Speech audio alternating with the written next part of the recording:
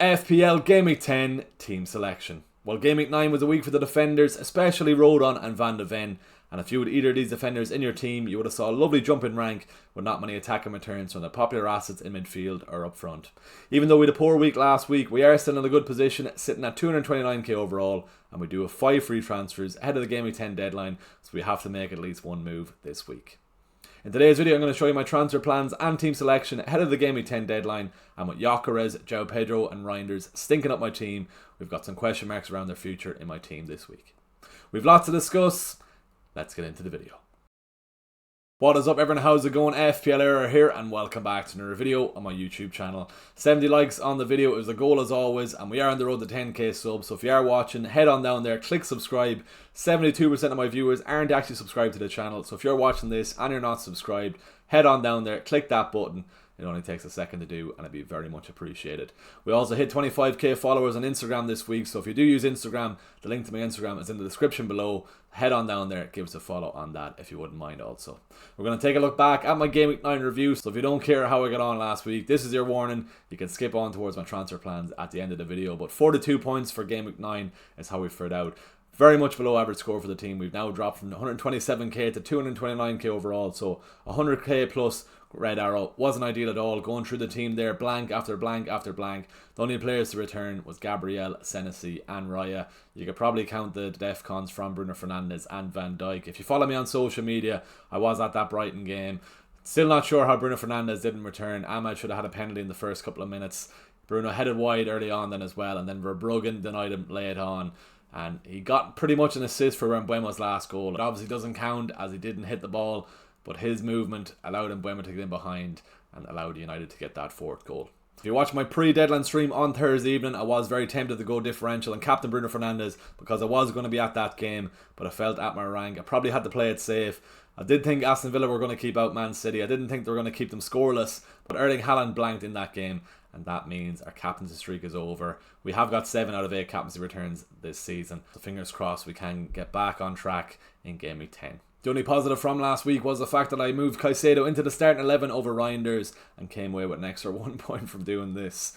I'm not shouting about that, don't worry. All in all, it was a very poor week last week. 42 points of the week. 6 players blanking. You could nearly say 8 players blanking without counting the def cons from Van Dijk and Bruno Fernandes. At least my Arsenal double defence came away with a clean sheet, and Senesi picked up a clean sheet at home to Nottingham Forest. But all that being said, I won 100k red arrow. Was far from my deal last week, but we are still in a good position, sitting at 229k. We do have 5 free transfers ahead of the Game Week 10 deadline, so let's move on now and take a look at my transfer plans ahead of the deadline this week. So shifting our focus towards Game Week 10, here's how my team is currently shaping up. And as you can see on screen, I have 5 free transfers available. So that means I'm going to have to use at least 1 free transfer this week or I'm going to lose it.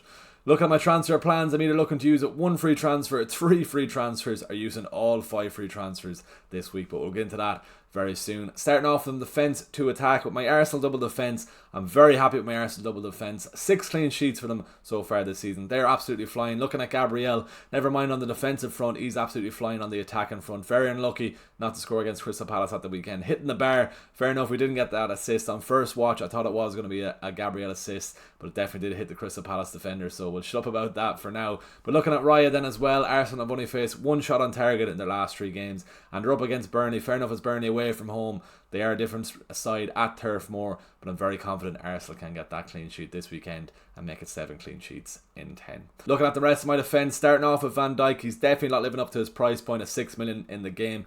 Only 2 clean sheets for Liverpool all season. Fair enough, he is taken away with the DEFCON. Van Dijk's got 6 DEFCON in 9 games this season, so he definitely is a DEFCON monster, but he's definitely not a clean sheet monster, and I've learned that the hard way over the last couple of weeks. Aston Villa and Man City for Liverpool over the next 2 games. I don't think they'll get a clean sheet in these games the way they're defending at the moment, but from Game Week 12 onwards, when Liverpool's fixtures turn favourable, I probably will want Van Dijk in the team, so I'm going to have to make a decision whether to keep him in the team and just play him in the hopes he does get DEFCON over the next couple of weeks, or just move him on and then reassess my options come Game Week 12 when Liverpool fixtures look a lot better. Senesi completes my back three for now. To be fair, I could probably sub Ukulele into the team. Sunderland are a team in form at the moment, but I do think Everton will be looking to bounce back after the defeat against Spurs. So I do think Sunderland and Bournemouth are going to concede this week. So I'm probably eyeing up the DEFCON returns alongside Van Dijk. Senesi is an absolute DEFCON monster also. Fair enough, he didn't get it against Nottingham Forest last weekend, but before that, 20 DEFCONs against Crystal Palace was an absolutely outrageous return. And I do think he can rack up those kind of numbers against Man City on Sunday.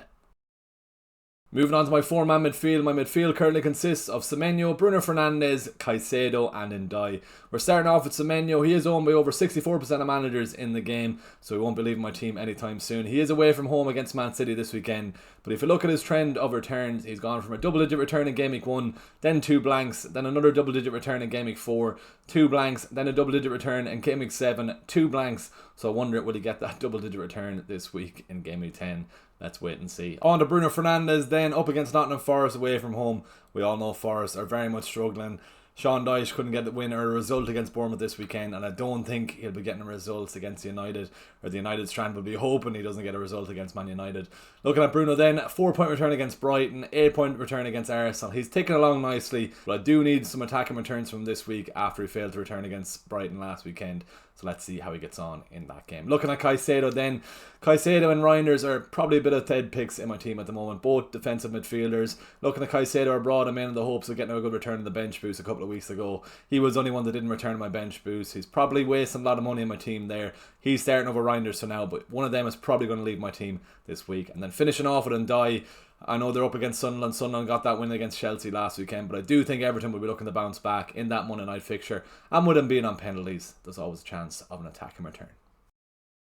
Moving up front, Erling Haaland, João Pedro and Gyökeres complete my starting 11. Starting off with Erling Haaland, he gets the armband. A full week's rest from ahead of that Bournemouth game at home. Fair enough, he blanked against Aston Villa, but I do think this is a game he can return well in and get back amongst the returns. Looking at João Pedro and Gyökeres, 2 absolute stinkers up front of my team. 5 blanks in their last 5 games. These 2 are looking very likely to leave my team this week. So there's a team lineup for now. Let's move on and have a look at my transfer plans with 5 free transfers available to use. So looking at my transfer plans, I have 5 free transfers available, and there's a couple of scenarios I'm considering this week. Starting off with scenario number 1, using 3 free transfers, and then look towards bringing in triple Crystal Palace with their nice run of fixtures over the next couple. They face Brentford, Brighton, Wolves and Burnley in their next 5 games, so I am looking to load up on the Crystal Palace assets, and then that means I'll be taking out Reinders, Van Dijk and João Pedro. Looking at Van Dijk, as I said earlier on in the video, I may look to bring him back into the team in Game Week 12, but looking at the fixtures for Liverpool over the next couple of game weeks, Aston Villa and Man City, I do think they will struggle to get clean sheets in those games, and priced at 6 million in the game, DEFCON returns aren't enough for Van Dijk.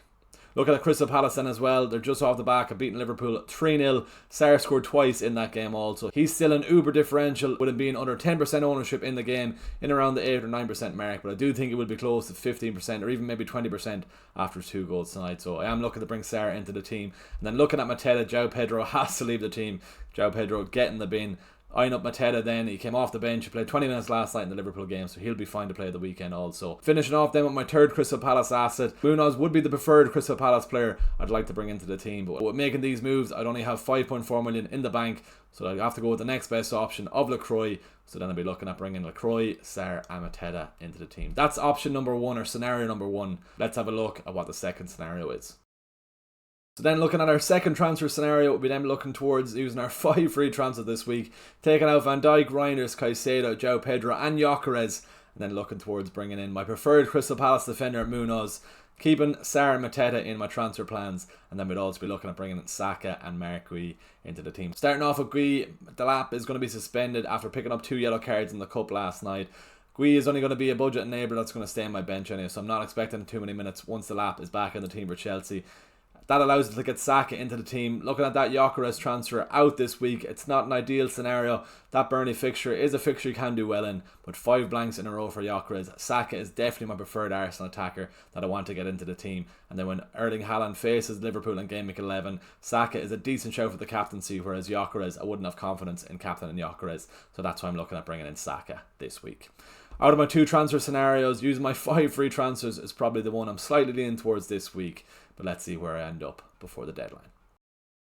So there you have it, that's my transfer plans ahead of the deadline this weekend.